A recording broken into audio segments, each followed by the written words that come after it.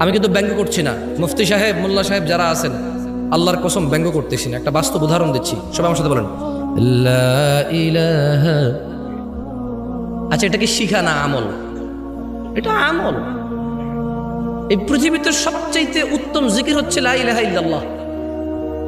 কিয়ামত দিবসে একজন ব্যক্তির অপরাধের 99টা দফতর খোলা হবে। আল্লাহ ওই ব্যক্তির সামনে তার অপরাধের 99টা দফতর খুলে বলবে, বান্দা তুমি কি এই এই এই অপরাধ করেছো?